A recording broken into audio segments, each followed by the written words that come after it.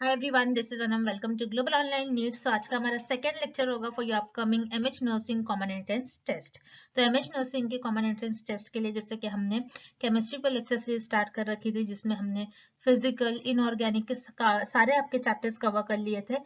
और जैसे कि आजकल हम ऑर्गेनिक केमिस्ट्री के चैप्टर स्टडी कर रहे हैं। तो ऑर्गेनिक केमिस्ट्री में हैलोजन डेरिवेटिव्स, जिसमें हमने पुराने सेशन में यानी कि प्रीवियस सेशन में हमने काफी सारे टॉपिक्स कवर कर लिए थे, और आज के इस सेशन में हम बहुत ही ज्यादा इंपॉर्टेंट टॉपिक्स को कवर करने जा रहे हैं, जैसे कि SN1 एंड SN2 मैकेनिज्म। तो किस तरीके से SN1 मैकेनिज्म में किस तरीके से आपका जो न्यूक्लियोफाइल होता है कहाँ से अटैक करता है, इन्वर्जन क्या होता है, रिटेंशन कॉन्फ़िगरेशन क्या होता है, SN1 SN2 में इनका क्या कॉन्सेप्ट है, ठीक है। और ऑर्डर ऑफ स्टेबिलिटी क्या होगी कंपाउंड्स की, अल्काइल हैलाइड की स्टेबिलिटी क्या होगी, इस तरीके से हम डिटेल में स्टडी करेंगे। देन उसके बाद आपके नेम रिएक्शन, जैसे कि साइंटिस्ट बेस्ड रिएक्शन, साइंटिस्ट के जो नेम रिएक्शंस होते हैं उनके ऊपर क्वेश्चन, जैसे कि वुड्स रिएक्शन क्या होता है, ग्रिग्नार्ड रिएक्शंस क्या होता है, ठीक है, मार्कोनिकॉफ्स, एंटी मार्कोनिकॉफ्स। तो ये सारे हम रूल देखेंगे आज के सेशन में। एंड फाइनली DDT, जो कि आपका है ड्राई क्लोरो डाइफेनाइल ट्राइक्लोरोइथेन, इस कंपाउंड के बारे में हम पढ़ेंगे। और साथ ही साथ CFC, जो कि होता है क्लोरोफ्लोरोकार्बन्स। तो इन सब के बारे में डिटेल में आज के इस सेशन में स्टडी करेंगे, तो एंड तक जरूर देखिएगा, बहुत इंपॉर्टेंट सेशन होने वाला है। और साथ ही साथ चैनल पर नए हैं तो चैनल को जरूर सब्सक्राइब कर लीजिए। और चलिए let's begin with the video. तो क्विकली मैं आपको बता दूं, MHBSc नर्सिंग के कॉमन एंट्रेंस टेस्ट के लिए हम आपको कंप्लीट कोर्स प्रोवाइड कर रहे हैं, जिसमें हम आपको फुल सिलेबस कंप्लीट करवाएंगे, जिसमें हम आपको लाइव लेक्चर्स डेली प्रोवाइड करेंगे। डेली हमारे लाइव सेशंस होते हैं। देन उसके बाद रिकॉर्डेड लेक्चर्स भी हम आपको प्रोवाइड करते हैं। टेस्ट सीरीज हम आपको प्रोवाइड करेंगे, जिसमें 50 प्लस से भी ज्यादा आपको इंपॉर्टेंट सारे टेस्ट सीरीज देखने मिलेंगे, जिससे कि आपको आइडिया लगेगा कि किस टाइप की एग्जामिनेशन में क्वेश्चंस आपको पूछा जाता है, लेवल ऑफ क्वेश्चंस क्या होता है, किस तरीके से आपका फॉर्मेट होता है क्वेश्चंस का। देन आपको नोट्स हम आपको प्रोवाइड करेंगे, बहुत सिंपल लैंग्वेज में नोट्स होंगे। इतना सिंपल आपको आप अगर इंटरनेट से देखते हो तो इतना सिंपल आपकी लैंग्वेज नहीं यूज करी जाती है, जिससे कि आपको रीड आउट करने में डिफिकल्टी आती है, आपको कॉन्सेप्ट समझ में नहीं आते। लेकिन हमारे नोट्स अगर आप एक बारी भी रीड करते हो तो सारा आपका कॉन्सेप्ट क्लियर हो जाएगा। साथ ही साथ हम आपको रिवीजन PDF प्रोवाइड करेंगे, जिसमें सारे आपके प्रीवियस ईयर क्वेश्चंस वगैरह सब कुछ इन्वॉल्व होंगे। 2000 से भी ज्यादा इंपॉर्टेंट क्वेश्चंस यहाँ पर हम आपको प्रोवाइड करते हैं। तो हमारे कोर्स की हम आपको 100% पासिंग गारंटी देते हैं कि हमारे ही कोर्स से आपको आपकी MHBSc नर्सिंग के कॉमन एंट्रेंस टेस्ट में क्वेश्चंस देखने मिलेंगे। तो इस कोर्स को एक्सेस करने के लिए यहाँ पर आप हमारे जो दिए गए नंबर है, इस पर आप हमें कॉन्टैक्ट कर सकते हो व्हाट्सएप के थ्रू, या फिर हमारे ऐप को भी डाउनलोड कर सकते हो, वहां से आप इजीली हमारे कोर्स को एक्सेस कर सकते हो। देखिए, हमारे ऐप को आप प्ले स्टोर से कुछ इस तरीके से डाउनलोड कर सकते हो। प्ले स्टोर पर जाकर आप ग्लोबल ऑनलाइन टाइप करिए। इंस्टॉल करने के बाद आपको ओपन पर क्लिक करना है। देन इस तरीके का विंडो आपके स्क्रीन पर या फिर आपके मोबाइल फोन पर पॉपअप हो जाएगा। और हमारा ऐप पर यहाँ पर आपको सर्च बार देखने मिलेगा। यहाँ पर आप कोर्स नेम टाइप कर सकते हो, MHBSc नर्सिंग। तो यहाँ पर आपको सारे जो हमारे स्टडी मटेरियल है ये आपको इजीली अवेलेबल हो जाएंगे। तो इस तरीके से हमारे ऐप के थ्रू आप स्टडी मटेरियल को एक्सेस कर सकते हो। So that's it. और चलिए हम अभी MCQ स्टार्ट कर लेते हैं। So let's begin with the Which of the following compound has the highest melting point? तो देखिए, इस क्वेश्चन में हमसे पूछा जा रहा है दिए गए कंपाउंड में से कौन सा एक ऐसा कंपाउंड होगा जिसका मेल्टिंग पॉइंट सबसे ज्यादा होगा। तो देखिए, यहाँ पर मेल्टिंग पॉइंट क्या होता है, पहले तो आपको ये समझना बहुत जरूरी है। मेल्टिंग पॉइंट होता है ऐसा टेम्परेचर जिसमें आपका जो सॉलिड है वो लिक्विड में कन्वर्ट हो रहा। सॉलिड जब आपका लिक्विड में आप कन्वर्ट कर रहे हो तो कुछ टेम्परेचर पर आपका सॉलिड लिक्विड में कन्वर्ट होगा, तो उस टेम्परेचर को कहा जाता है बेसिकली मेल्टिंग पॉइंट। ठीक है, अब मेल्टिंग पॉइंट हमें बताना है ऑप्शन A, B और C। ठीक है, ये जो हमें A, B, C तीन कंपाउंड्स दिए हैं उसमें से हमें बताना है कि किसका मेल्टिंग पॉइंट सबसे ज्यादा होगा। तो सबसे पहले अगर हम देखें यहाँ पर, ये आपका सिर्फ इतना स्ट्रक्चर देखें तो ये है क्लोरोबेंजीन, जो कि हर एक कंपाउंड में A, B और C में सब में सेम है आपका क्लोरोबेंजीन। बस ये जो आपका दूसरा क्लोरीन एटम है, ये आपका क्लोरीन एटम यहाँ पर पोजीशंस चेंज हो रही है। अब जैसे कि ऑप्शन ए में ये आपका ऑर्थो पोजीशन पर है, बी में मेटा पोजीशन पर है और सी में पैरा पोजीशन पर है। तो इसकी जो पोजीशन है ये डिसाइड करेंगे इनका मेल्टिंग पॉइंट कैसा होगा। तो देखिए, आपके बुक में हमने आपके बुक का ये स्निप लिया है या फिर स्क्रीनशॉट आप कह सकते हो। ये आपके बुक से ही हमने लिया है ताकि आप खुद भी जब आपकी बुक में ये चैप्टर को रीड करोगे तो आपको समझ में आ जाएगा। तो देखिए यहाँ पर एक्सप्लेनेशन लिखा है, जो मेल्टिंग पॉइंट है पैरा आइसोमर का is quite high compare to that of ortho and meta isomer. This is because its symmetrical structure which can easily pack closely in the crystal lattice. तो देखिए क्या होता है, आपका जो A और B है, यानी कि ऑर्थो एंड मेटा पोजीशन पर जो आपका आइसोमर्स है, यहाँ पर दिया है जो ऑप्शन ए और बी में आपको जो आइसोमर्स दिए हैं, इनका जो मेल्टिंग पॉइंट है कम होगा एज कंपेयर टू पैरा वाला. पैरा का सबसे ज्यादा होगा आपका मेल्टिंग पॉइंट. क्यों इस तरीके से होता है? बिकॉज एक वजह से उनका सिमेट्रिकल स्ट्रक्चर है. ठीक है, यही एक बहुत बड़ा रीजन है, उनका सिमेट्रिकल स्ट्रक्चर है. ठीक है, जिसके वजह से वो क्लोजली पैक होते हैं, यानी कि जो क्रिस्टल लैटिस में हम देखते हैं, जैसे कि आपने सॉलिड स्टेट वाले चैप्टर में देखा होगा, जो भी आपके कंपाउंड होते हैं वो क्रिस्टल्स फॉर्म में होते हैं. ठीक है, कोई भी कंपाउंड आप ले लो, कोई भी सॉलिड चीज आप ले लो, लिविंग नॉन लिविंग थिंग, तो सब में आपका जो है एक आपका क्लोजली पैक एक स्ट्रक्चर होता है, तब जाके वो सॉलिड बनता है. तो यहाँ पर क्या हो रहा है, ऑप्शन सी में, यानी कि जो पैरा पोजीशन वाला हमारा आइसोमर है उसमें सिमेट्रिकल स्ट्रक्चर है. सिमेट्रिकल यानी कि वो एक दूसरे के मिरर इमेज है. अगर हम इसे कट करते हैं तो वो एक सिमेट्रिकल आपका स्ट्रक्चर होगा. तो सिमेट्रिकल होने की वजह से जो आपका ये कंपाउंड है ये क्लोजली पैक है क्रिस्टल लैटिस में. तो इसी की वजह से इनमें क्या होता है, इंटरमॉलिक्यूलर फोर्सेस ऑफ अट्रैक्शन ज्यादा होंगे, और जिसकी वजह से इनमें अगर इनको आप मेल्ट करोगे तो एनर्जी ज्यादा लगेंगी, यानी कि मेल्टिंग पॉइंट इनका सबसे ज्यादा हाई होता है. जैसे कि यहाँ पर आप देख सकते हो मेल्टिंग पॉइंट यहाँ पर ऑर्थो पोजीशन वाले का 256 है, मेटा पोजीशन का 249, एंड पैरा पोजीशन पर जो आपका क्लोरीन यहाँ पर अटैच्ड है इसका, यानी कि इस आइसोमर्स का सबसे ज्यादा आपका मेल्टिंग पॉइंट होता है. इसीलिए आपका इस क्वेश्चन में भी यही पूछा है, सबसे ज्यादा मेल्टिंग पॉइंट दिए गए कंपाउंड में से, तो वो होगा आपका ये सी वाला कंपाउंड. ठीक है, तो इसीलिए यहाँ पर ऑप्शन सी आपका करेक्ट हो जाएगा. Next, Which of the following is a chiral molecule? तो देखिए इस क्वेश्चन में हमसे पूछा जा रहा है, दिए गए ऑप्शंस में से कौन सा एक ऐसा ऑप्शन है जिसमें हमें कायरल मॉलिक्यूल का एग्जाम्पल दिया गया है. अब सबसे पहले हम देखेंगे कायरल होता क्या है, कायरल वर्ड का मीनिंग क्या होता है. कायरल मॉलिक्यूल, और कई बार आपको क्वेश्चन में दिया जाता है कायरल कार्बन. अब कायरल मॉलिक्यूल क्या होते हैं, जिनमें जो आपके कार्बन एटम होगा, कार्बन एटम और 4 डिफरेंट एटम से अटैच्ड हो, उसे हम कहते हैं कायरल कार्बन. अब जैसे कि मान लीजिए कोई एक आपका मॉलिक्यूल है, उसमें कार्बन के साथ सारे के सारे जो एटम्स प्रेजेंट होंगे वो सारे डिफरेंट होना चाहिए. किस तरीके से, तो देखिए यहाँ पर हम देखते हैं ऑप्शन ए में CH2Cl2, यानी कि CH2 यहाँ पर एंड Cl2, कुछ इस तरीके से. यहाँ पर अगर हम इसका ओपन स्ट्रक्चर लिखे इस मॉलिक्यूल का तो कुछ इस तरीके से होगा. तो यहाँ पर देखिए हाइड्रोजन एंड क्लोरीन दो बार रिपीट हो रहा है, यानी कि ये आपका कायरल मॉलिक्यूल नहीं है. उसी तरीके से ऑप्शन बी CHCl3, तो देखिए यहाँ पर आपने H लिखा है, बस Cl अटैच कर दीजिए H की जगह पर, यानी कि यहाँ पर भी Cl जो है 3 टाइम्स रिपीट हो रहा है. देन ऑप्शन सी में अगर हम देखें CH3, ठीक है, H जो है यहाँ पर 3 टाइम रिपीट हो रहा है, तो अगेन ये भी आपका कायरल मॉलिक्यूल नहीं होगा. लेकिन अगर हम ऑप्शन डी की बात करें तो ऑप्शन डी में देखिए CH, देन यहाँ पर है CH, Cl, iodine and bromine. यानी कि देखिए अगर हम इस मॉलिक्यूल में देखें तो सारे के सारे जो यहाँ पर कार्बन से एटम्स अटैच है, पहले हाइड्रोजन है, देन क्लोरीन, आयोडीन, ब्रोमीन, तो चारों के चारों जो कार्बन से अटैच्ड है वो सारे डिफरेंट आपके एटम्स है. ठीक है, तो यही होता है आपका कायरल मॉलिक्यूल, जिसमें carbon atom bonded to 4 different substituents, या फिर आप कह सकते हो 4 डिफरेंट एटम से अगर आपका कार्बन एटम अटैच्ड है तो उसे हम कहते हैं कायरल मॉलिक्यूल. और नेक्स्ट थिंग जो कि बहुत इंपॉर्टेंट है, क्वेश्चन इस तरीके से ही पूछा जा सकता है आपको, कायरल मॉलिक्यूल ऑप्टिकली एक्टिव क्यों होता है. ठीक है, क्योंकि देखिए कायरल मॉलिक्यूल जो है ये ऑप्टिकली एक्टिव होता है, तो इसका रीजन पूछा जाता है क्यों कायरल मॉलिक्यूल आपका ऑप्टिकली एक्टिव होता है.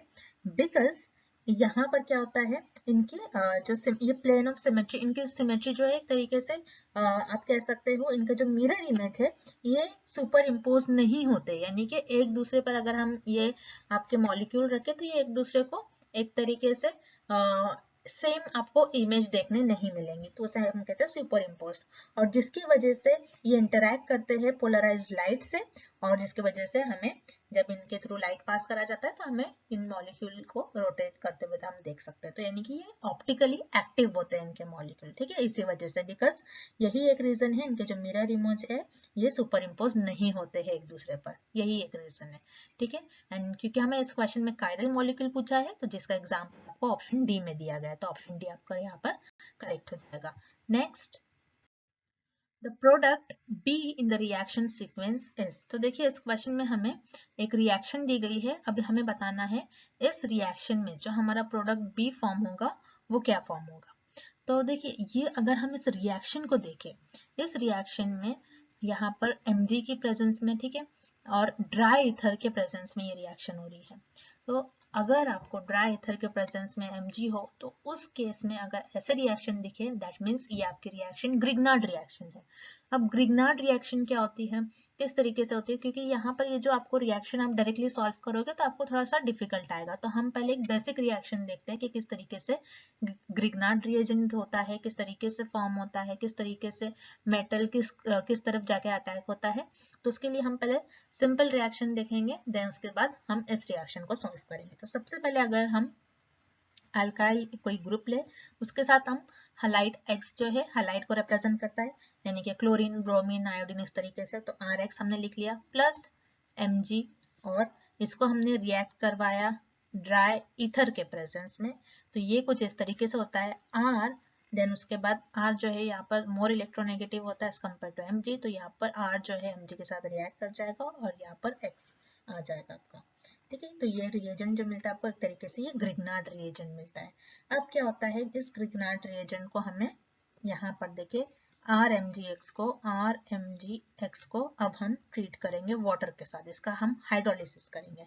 हाइड्रोलिसिस करने के बाद देखिए यहाँ पर क्या होता है, Mg जो है Mg यहाँ पर Mg जो है ज्यादा इलेक्ट्रोपॉजिटिव है और X जो है हमारा हलाइड है, और यहाँ पर OH यहाँ पर अटैच हो जाता है, और क्योंकि यहाँ पर अल्काइल ग्रुप यहाँ पर ज्यादा इलेक्ट्रोनेगेटिव है एज कम्पेयर टू हाइड्रोजन, तो RH फॉर्म होता है।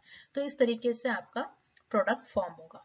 तो यही जो रूल है आपको यहाँ पर अप्लाई करना है इस रिएक्शन में। तो आप किस तरीके से करोगे, यहाँ पर क्लोरीन जो है अगर Mg के साथ रिएक्ट कर जाए तो ये कुछ इस तरीके से होगा, ये हमारी बेंजीन रिंग है, ठीक है, तो ये MgCl हो जाएगा यहाँ पर, ठीक है, MgCl होगा। फिर इसके बाद हमें हाइड्रोलिसिस करना है, इसका वाटर के साथ इसको रिएक्ट करवाना है। हाइड्रोलिसिस करने के बाद ये जो कंपाउंड है आपका कुछ इस तरीके से हो जाएगा, ये आपका अल्काइल ग्रुप है, अल्काइल ग्रुप के साथ हाइड्रोजन अटैच हो जाएगा, आप इस तरीके से भी लिख सकते हो, नहीं भी लिखेंगे आप हाइड्रोजन तो चल जाएगा, ठीक है, प्लस जो बच गया आपका MgCl और OH, तो इस तरीके से आपका कंपाउंड फॉर्म होगा, यानी कि आपको जो प्रोडक्ट फॉर्म हो रहा है एक तरीके से एक बेंजीन रिंग है। तो यहाँ पर देखिए अगर हम ऑप्शंस देखें तो यहाँ पर आपका ऑप्शन डी करेक्ट हो जाएगा। For this question option D here is the right answer. Next, which of the following alkanes can be prepared by the Wurtz reaction using methyl bromide as the starting material? तो देखिए इस question में हमें पूछा जा रहा है कि अगर हम वुड्स रिएक्शन कराएं तो वुड्स रिएक्शन में जब हम मिथाइल ब्रोमाइड का यूज करेंगे तो उस केस में हमें कौन सा अल्केन मिलेगा हमारा प्रोडक्ट, जैसे कि इथेन मिलेगा, प्रोपेन, ब्यूटेन, पेंटेन, क्या मिलेगा हमें ये बताना है। तो सबसे पहले हम इस क्वेश्चन को अगर सॉल्व करते हैं तो सबसे पहले हमें देखना है वुड्स रिएक्शन क्या होती है। तो पहले बहुत इंपॉर्टेंट पॉइंट है यहाँ पर जो मैं अब कह रही हूँ, वुड्स रिएक्शन जो है यहाँ पर काम आती है हाइड्रोकार्बन्स बनाने के लिए, ठीक है। और वुड्स रिएक्शन में देखिए हमेशा आप इवन नंबर के, ठीक है, इवन नंबर के हाइड्रोकार्बन्स बनते हुए देखोगे। अब देखिए इवन नंबर क्या होता है, जैसे कि 10 जो आपके 2 से डिवाइड होते हैं बेसिकली। तो देखिए अगर आप इवन, अगर आपके रिएक्टेंट में इवन नंबर भी हो तो प्रोडक्ट में आपको इवन तो मिलेगा, क्योंकि इवन नंबर को आप ऐड करोगे तो इवन मिलता है। ऑड नंबर भी आपका हो गया तब भी आपको इवन मिलेगा, ठीक है। तो याद रखिएगा जो भी आपका प्रोडक्ट बनेगा वुड्स रिएक्शन में सारे इवन नंबर वाले आपके हाइड्रोकार्बन्स बनेंगे। अब वुड्स रिएक्शन किस तरीके से होती है, तो सबसे पहले अगर हम RX, ठीक है, R यहाँ पर हमारा कोई अल्काइल ग्रुप है, देन X हमारा हलाइड है, प्लस अब वुड्स रिएक्शन में सोडियम का यूज होता है इन presence of dry ether, dry ether आप क्या करोगे, आपके अल्किल हैलाइड को सोडियम के साथ रिएक्ट करोगे in presence of dry ether, then you will get RR plus NaX। ठीक है, तो यहाँ पर RR मिल रहा है आपको, तो ये है आपका अल्काइल ग्रुप। ठीक है, ये कोई आपका किसी फॉर्म का अल्केन बन जाएगा यहाँ पर। अब देखिए यहाँ पर ये रिएक्शन कुछ इस तरीके से होती है। अब ये एक बैलेंस रिएक्शन नहीं है, आपको बैलेंस करना है इस रिएक्शन को। सो यहाँ पर आपको 2 ऐड करना है, यहाँ पर भी आपको 2 ऐड करना पड़ेगा और यहाँ पर आपको 2 ऐड करना पड़ेगा। ठीक है, तो ये आपके एक बैलेंस रिएक्शन हो गई। अब हम क्वेश्चन की तरफ चलते हैं, जिसमें हमें क्वेश्चन में पूछा जा रहा है। क्वेश्चन में पूछा जा रहा है जब हम मिथाइल ब्रोमाइड का, ठीक है, मिथाइल ब्रोमाइड यानी कि CH3Br को हम वुड्स रिएक्शन यानी कि Na के साथ रिएक्ट कराएंगे इन presence of dry ether, so you will gate यहाँ पर CH3 जो अल्काइल ग्रुप है यहाँ पर, बस उसको आप डबल कर दीजिए CH3। अब यहाँ पर 2CH3 होता तो यहाँ पर 4CH3 बनता। ठीक है, इस तरीके से तो CH3 फॉर्म होगा प्लस NaBr, 2 NaBr। इस तरीके से आप बैलेंस कर सकते हो रिएक्शन को। अब देखिए यहाँ पर जो हमें अल्केन मिल रहा है, ये बैलेंस नहीं है, आप आगे चलकर बैलेंस भी कर सकते हो रिएक्शन को। मेन बताने का जो पॉइंट था कि किस तरीके से अल्केन फॉर्म होता है वुड्स रिएक्शन के थ्रू। तो देखिए यहाँ पर CH3 बन रहा है, यानी कि जब हम मिथाइल ब्रोमाइड को Na के साथ रिएक्ट कराएंगे इन प्रेजेंस ऑफ ड्राई ईथर, यानी कि हम वुड्स रिएक्शन जब कराएंगे मिथाइल ब्रोमाइड के साथ, जो हमें स्टार्टिंग जो मटेरियल मिलेगा वो हमें मिलेगा इथेन। ठीक है, तो इसीलिए इस क्वेश्चन का आंसर हो जाएगा आपका option A, ethane. Next, which alkyl halide would be the most likely to undergo an SN1 reaction? तो देखिए यहाँ पर इस क्वेश्चन में हमसे पूछा जा रहा है कि दिए गए जो हमें अल्किल हैलाइड दिए गए हैं यहाँ पर ऑप्शंस में, उनमें से सबसे ज्यादा यानी कि मोस्ट लाइकली कौन सा एक ऐसा कंपाउंड होगा जो जल्दी से SN1 रिएक्शन में पार्टिसिपेट करेंगे या फिर SN1 रिएक्शन परफॉर्म करेगा। तो सबसे पहले देखिए हम देखेंगे SN1 रिएक्शन क्या होती है। SN1 रिएक्शन जिसमें आप अल्कोहल बना सकते हो। ठीक है, SN1 रिएक्शन के थ्रू अल्कोहल प्रिपेयर्ड करा जाता है। ठीक है, अल्कोहल प्रिपेयर्ड करा जाता है अल्काइल हैलाइड के थ्रू, और जो अल्काइल हैलाइड यूज कर रहे हैं वो आइदर एसिडिक, स्ट्रॉन्ग एसिडिक हो सकता है या फिर स्ट्रॉन्ग बेसिक कंडीशन में हो सकता है। अब देखिए SN1 रिएक्शन का मैकेनिज्म हम देखते हैं। तो देखिए यहाँ पर जो आपकी SN1 रिएक्शन का मैकेनिज्म है, तो सबसे पहले यहाँ पर देखिए आप कुछ भी ले सकते हो। यहाँ पर टर्शरी ब्यूटाइल ब्रोमाइड लिया है, आप टर्शरी ब्यूटाइल क्लोराइड भी ले सकते हो। ठीक है, तो आपके ऊपर है। तो यहाँ पर देखिए जो SN1 मैकेनिज्म होता है ये टर्शरी ब्यूटाइल में होता है। ठीक है, methyl bromide, ethyl bromide, isopropyl bromide में इतना जल्दी से ये सारे कंपाउंड जो SN1 में पार्टिसिपेट नहीं करेंगे, लेकिन टर्शरी ब्यूटाइल करता है। अब क्यों इस तरीके से होता है कि जो टर्शरी सबस्ट्रेट है ये क्यों जल्दी से रिएक्ट करते हैं? बिकॉज ये ज्यादा स्टेबल होते हैं, इनमें कार्बन वगैरह ये जो कार्बन अटैच होते हैं, क्योंकि टर्शरी किस तरीके से होता है, कुछ इस तरीके से कार्बन अटैच्ड होगा और यहाँ पर आपका क्लोराइड या फिर यहाँ पर आपका ब्रोमाइड अटैच्ड होगा। तो इस तरीके से जो कंपाउंड होते हैं टर्शरी टाइप वाले, ये ज्यादा स्टेबल होते हैं। इनमें जो कार्बोकटायन फॉर्म होता है इंटरमीडिएट, ये ज्यादा स्टेबल होता है, क्योंकि यहाँ पर सारे जो कार्बन है ये पॉजिटिवली एक तरीके से स्टेबल कंपाउंड बनाते हैं। तो जिसके वजह से SN1 रिएक्शन में टर्शरी वाले जो हमारे कंपाउंड्स है या फिर आप कह सकते हो टर्शरी सबस्ट्रेट्स जो है ये यूज करे जाते हैं। अब देखिए यहाँ पर जैसे कि टर्शरी ब्यूटाइल ब्रोमाइड यूज करा गया है। अब इसका यहाँ पर कार्बोकटायन, यहाँ पर जो ब्रोमाइड है ये लीव कर जाता है और यहाँ पर आपका कार्बोकटायन जो इंटरमीडिएट यहाँ पर है ये आपका कार्बोकटायन फॉर्म होता है। अब देखिए ये जो कार्बोकटायन फॉर्म होता है यहाँ से आप न्यूक्लियोफाइल का अटैक कर सकते हो। ठीक है, तो ये न्यूक्लियोफाइल आपका यहाँ पर SN1 में दोनों साइड होता है, यानी कि क्या होता है SN1 आपका रेसिमिक मिक्सचर होता है। SN1 जो है ये आपका रेसिमिक मिक्सचर होता है, इस पर भी आपका MCQs पूछा जा सकता है। ठीक है, SN1 आपका रेसिमिक मिक्सचर होता है। क्यों रेसिमिक मिक्सचर का मीनिंग क्या होता है? रेसिमिक मिक्सचर यानी कि जो आपका SN1 कार्बोकटायन है उसमें इन्वर्जन आपको कॉन्फ़िगरेशन देखने मिल सकता है या फिर रिटेंशन। ठीक है, इन्वर्जन क्या होता है, अब रिटेंशन क्या होता है? इन्वर्जन में क्या होता है, आपका जो कार्बोकटायन फॉर्म हो रहा है यानी कि जो ये लीव कर रहा है ये ग्रुप, ठीक है, यानी कि यहाँ से जो Br लीव कर रहा है, तो इन्वर्जन में अपोजिट साइड से आपका न्यूक्लियोफाइल अटैक करेगा। और रिटेंशन में क्या होता है, जहां से आपका जो लीव कर रहा है ग्रुप उसी साइड में आपका न्यूक्लियोफाइल अटैक करेगा, यानी सेम साइड पर आपका न्यूक्लियोफाइल अटैक करेगा। तो ये होता है आपका इन्वर्जन एंड रिटेंशन। तो याद रखिएगा SN1 में दोनों होता है, इन्वर्जन भी होता है, रिटेंशन भी होता है, इसीलिए SN1 को रेसिमिक मिक्सचर कहा जाता है। और यहाँ पर क्योंकि हमें पूछा जा रहा है कि कौन सा जो आपका जो अल्किल हलाइड है बहुत जल्दी से SN1 मैकेनिज्म या फिर SN1 रिएक्शन में पार्टिसिपेट करेगा, तो वो है आपका टर्शियरी ब्यूटाइल क्लोराइड। ठीक है, तो इसीलिए इस क्वेश्चन का आंसर हो जाएगा आपका option D. Next, an SN2 reaction always result in dash of configuration at the chiral carbon center। तो देखिए इस क्वेश्चन में हमसे क्या पूछा जा रहा है, SN2 रिएक्शन में जो हमें रिजल्ट मिलता है तो एक तरीके से कौन सा कॉन्फ़िगरेशन हमें देखने मिलता है, कायरल कार्बन के सेंटर पर। तो सबसे पहले अगर हम SN2 मैकेनिज्म की तरफ बढ़े तो एक चीज बहुत इंपॉर्टेंट है, इसको हम देख लेते हैं। तो जैसे कि अगर हम SN1 की बात करें जो कि होता है आपका न्यूक्लियोफिलिक सब्स्टिट्यूशन रिएक्शन SN1, तो यहाँ पर SN1 में जो आपके देखिए सबस्ट्रेट जो जल्दी से यूज करा जाता है, तो SN1 में टर्शरी वाला जो होता है सबस्ट्रेट वो बहुत ज्यादा स्टेबल होता है। ठीक है, इसलिए उसका यूज करा जाता है। देन उसके बाद सेकेंडरी एंड देन आपका आता है प्राइमरी। लेकिन SN2 में इसका अपोजिट होता है। SN2 में क्या होता है आपका जो न्यूक्लियोफिलिक सब्स्टिट्यूशन रिएक्शन सेकंड है, यानी कि SN2 जो रिएक्शन है उसमें प्राइमरी सबसे ज्यादा होता है, then secondary and then tertiary का यूज करा जाता है। तो प्राइमरी यहाँ पर यानी कि जैसे कि यहाँ पर हम बात करें तो मिथाइल ब्रोमाइड, ठीक है, यहाँ पर जो यूज करा गया है आपका उसी तरीके से, देन प्राइमरी, ठीक है, primary compound, then secondary, then tertiary, इस तरीके से। तो यहाँ पर देखिए जो आपका लिविंग ग्रुप है Lg जो है ये आपका लिविंग ग्रुप है, कोई अल्काइल हलाइड कोई अल्काइल ग्रुप यूज करा गया है, Lg एक लिविंग ग्रुप, कोई भी हलाइड हो सकता है आपका। अब यहाँ पर क्या होता है, यहाँ पर सिर्फ और सिर्फ इन्वर्जन कॉन्फ़िगरेशन होता है। इन्वर्जन कॉन्फ़िगरेशन का मतलब क्या होता है, जो आपका न्यूक्लियोफाइल है ये जो लिविंग ग्रुप जहां से निकल रहा है वहां पर नहीं बल्कि बैक साइड पर, जैसे कि आप यहाँ पर देख सकते हो।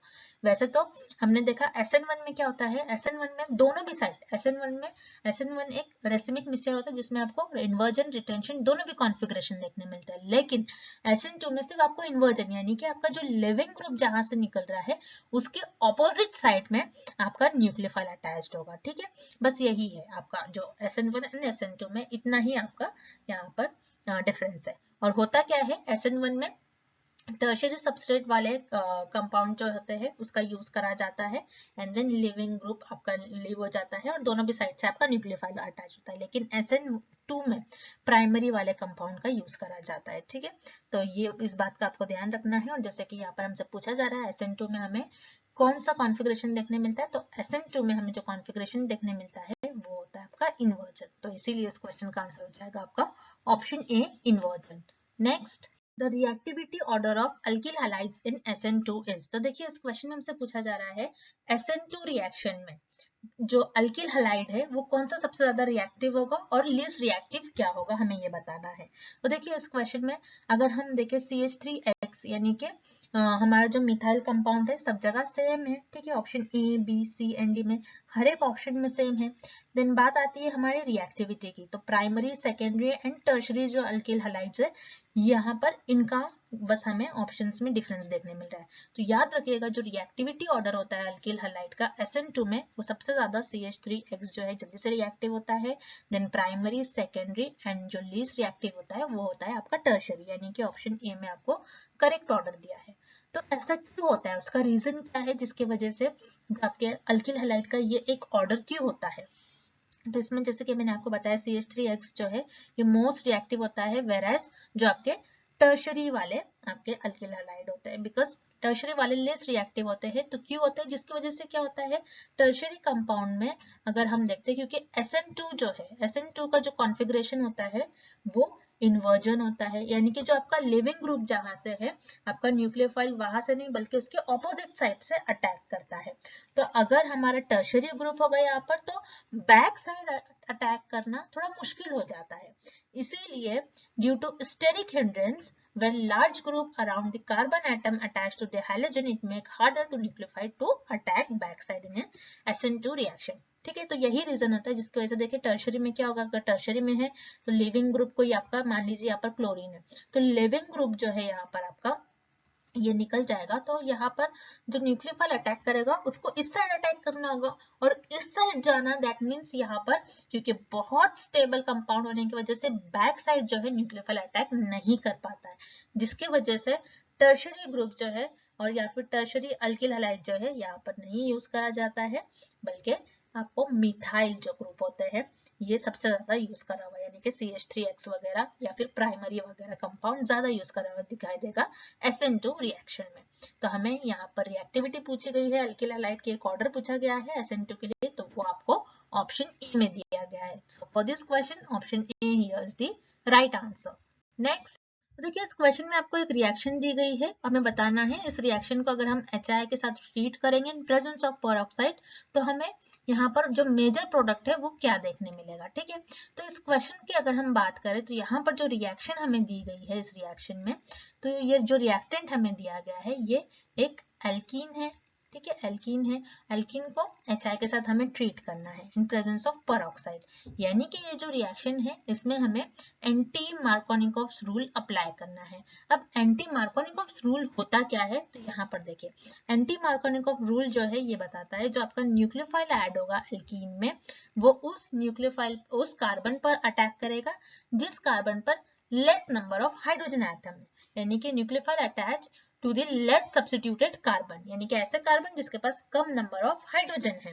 तो यहाँ पर अगर हम इस रिएक्शन में बात करें तो लेस नंबर ऑफ हाइड्रोजन इस कार्बन पर है, सेंटर वाले, तो यहाँ पर आपका जो न्यूक्लियोफाइल क्या होगा इस केस में आपका आयोडीन, तो न्यूक्लियोफाइल यहाँ पर जाकर अटैक करेगा, तो ये होता है एंटी मार्कोनिकोव रूल, यानी कि जो कहता है लेस नंबर ऑफ जिसके पास जिस कार्बन के पास लेस नंबर ऑफ हाइड्रोजन होंगे, लेस सब्स्टिट्यूटेड कार्बन, ठीक है, उस पर आपका यहाँ पर न्यूक्लियोफाइल अटैक करेगा। वेराज मार्कोनिकोव्स रूल क्या कहता है, मार्कोनिकोव्स रूल कहता है ऐसे कार्बन पर आपका न्यूक्लियोफाइल अटैक करेगा जिसके पास सबसे ज्यादा नंबर ऑफ हाइड्रोजन एटम हो, बस यही होता है।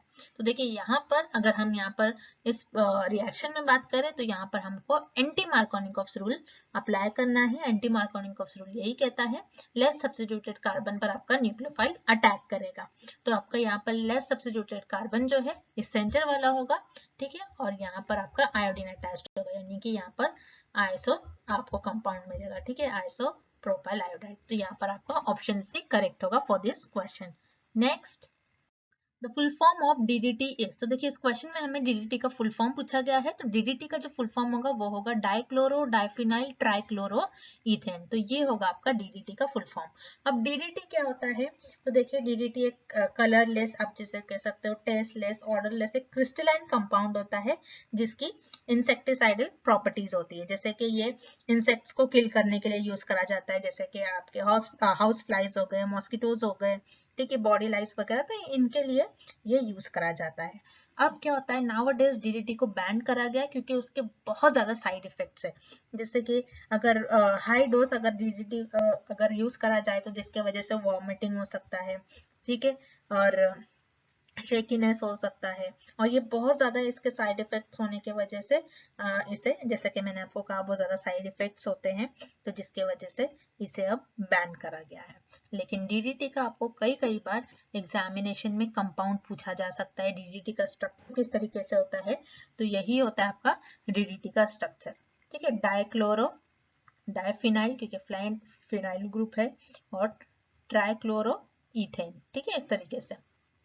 तो ये आपका DDT का स्ट्रक्चर है, इसको भी आपको प्रैक्टिस करना है, कई बार आपको आपके वाइवा में क्वेश्चन पूछा जा सकता है, कई बार इसको आपको आपके बोर्ड एग्जामिनेशन में या फिर आपके कॉम्पिटिटिव एग्जामिनेशन में बहुत क्वेश्चन इसके कंपाउंड्स के स्ट्रक्चर पर पूछा जाता है, ठीक है। तो DDT का इस क्वेश्चन में जैसे कि फुल फॉर्म हमें पूछा है, तो फुल फॉर्म होगा डाइक्लोरो डाइफिनाइल ट्राइक्लोरो इथेन, तो ऑप्शन यहाँ पर आपका करेक्ट हो जाएगा। Next, chlorofluorocarbon CFC is used in, तो देखिए CFC का यूज हमें बताना है कि कहाँ कहाँ पर होता है। CFC क्या होता है, सबसे पहले तो ये हम समझते हैं। CFC जो कि केमिकल कंपाउंड है जो कि हमारे एटमॉस्फेयर के लिए, हमारे एनवायरनमेंट के लिए काफी हार्मफुल होता है, यानी कि अगर हम बात करें ओजोन लेयर में, हमारे जो एटमॉस्फेयर में ओजोन लेयर होती है, ये सबसे मेजर जो CFC का रोल होता है जो कि ओजोन लेयर को डिप्लीट कर रहा है, यानी कि हमारे जो ओजोन लेयर है, ओजोन लेयर को CFC जो है ये डिप्लीट कर रहा है, मतलब पतली कर रहा है, जिसके वजह से हमें कई सारे आजकल साइड इफेक्ट यानी कि ब्रीदिंग प्रॉब्लम्स हमें देखने मिल रही है, ऑर्गन्स डैमेज हो रहे हैं। तो this is because of chlorofluorocarbons, यानी कि हमारे जो ओजोन लेयर को ये पतली कर दे रहा है, जिसके वजह से जो हार्मफुल यूवी रेज है ये हम तक पहुंच रहे हैं। तो यहाँ पर देखिए CFC का यूज अगर हम देखते हैं तो रेफ्रिजरेंट, फ्रिज में रेफ्रिजरेंट की तरह से यूज करा जाता है, एयर कंडीशनर्स में भी यूज करा जाता है, ठीक है। देन उसके बाद एरोसेल्स वगैरह, सॉल्वेंट्स वगैरह में, एरोसेल्स और सॉल्वेंट्स वगैरह में यूज करा जाता है, और ब्लोइंग एजेंट्स में यूज करा जाता है, फोमिंग वगैरह में, परफ्यूम वगैरह में भी इसका यूज करा जाता है। यानी कि अगर हम देखें इस क्वेश्चन में तो A, B, C तीनों भी चीज में CFC का यूज करा जाता है, इसीलिए इस क्वेश्चन का आंसर आपका सिंपली हो जाएगा option D, all of the above.